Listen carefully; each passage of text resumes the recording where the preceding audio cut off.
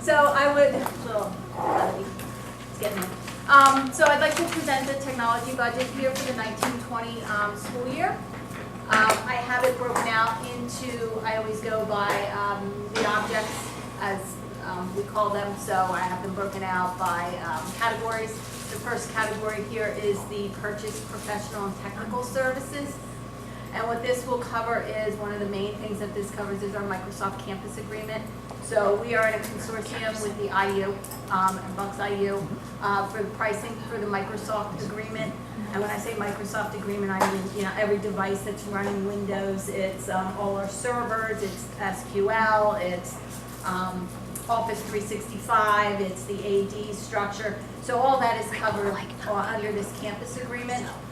They just changed their pricing structure a little bit, but again, since we're in this consortium with the IU, we get better pricing than if I would just approach Microsoft and say, hey, this is Pennridge, please give me a good price. So we have a little bit more leverage, I believe. Real quick on that, given that campus agreement, do we have access to the full suite of Microsoft offerings, including Project, Visio, and SharePoint? So we have SharePoint. I'm not sure if Visio is covered under there. Okay, I'm just asking. So they did just change their licensing model. We do have Minecraft now for education, whatever that's worth. Whatever that is. But Minecraft is a game that you might hear that kids play, but it also has a lot of educational value as well. Okay. So they just changed the licensing structure and they threw Minecraft in there. There's advanced threat protection now is included within our licensing structure. So there are some different functions and features that we have access to that we didn't have access to last year. Gotcha. Okay. So, and that is a 3-year deal. So it may change a little bit based on our FTEs is how that is calculated. It's not based on the number of students. It's actually based on FTEs for staff is the way that they actually calculate your Microsoft agreement. So the next piece is network consulting and support. So this is when we go outside of our own staff here for some of the higher network consulting projects that we do. We use JLR Consulting, and we also use Bucks County IU when we need some additional consulting help.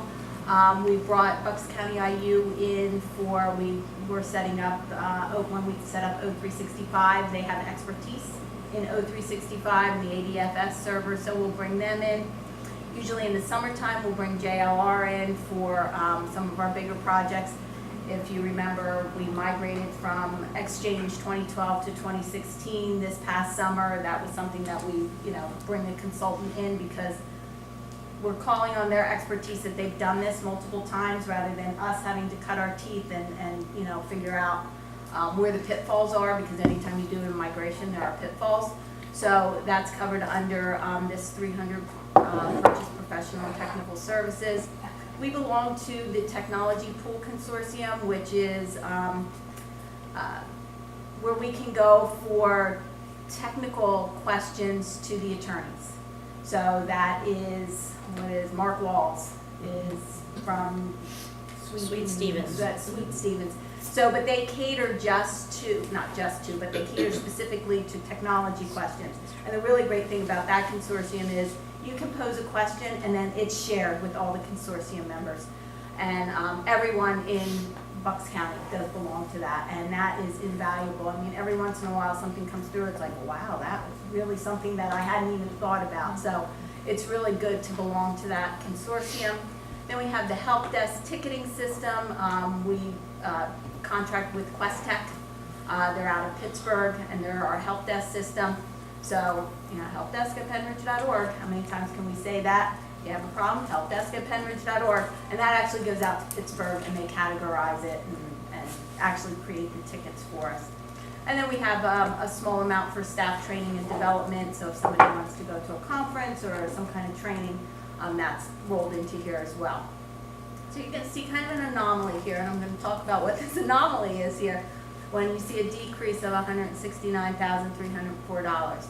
So last year at this time, I came before the board requesting 2 additional positions. And I talked about the 2 additional positions because we were taking over some additional tasks at the high school when it comes to the one-to-one administration of the program. The library, we phased out some of the processing that the librarians were helping, and the technology staff was tasked with taking over some of the clerical work, the contacting the students to pick up their laptops. So it transitioned to somebody from technology, and we actually now have somebody stationed in room 304, which is over in the high school, at certain times a day where the students can come pick up their laptops, drop off their laptops. So anyway, that was one of the positions, and then the other position that we had requested for was for the middle schools. In the middle schools, we only had 1 technician for the 3 middle schools. And with the addition of the additional laptops, and the STEM program, it was getting too much. So anyway, we came to you and asked for the additional positions. The additional positions were granted with the recommendation to go out for a contracted position for at least this year. So we had taken money out of the personnel budget where the money was originally budgeted and put it into purchase professional services here to pay for the 2 contracted positions. This year, I'm moving it out of the professional technical services back into the personnel budget to cover the salary and benefits for those 2 contracted positions, to see if we can put them into full-time school district positions. So that's where that $169,000 is kind of moving out of there. The $169,000 is more than it cost for the 2 resources that we hired. But if you also recall, there was a point where we were talking about hiring a contracted media specialist last year, and that was going to be a part-time person.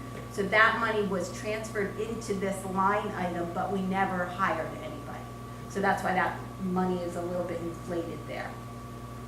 So these 2 slides just talk or back up against what I was just speaking about. So the 2 positions, we've assigned 1 at the high school as an additional resource to help with the one-to-one loaner process as we're transitioning some of those tasks from the library to the technology staff. And that resource is responsible for teacher and student support, one-to-one loaner processing tasks.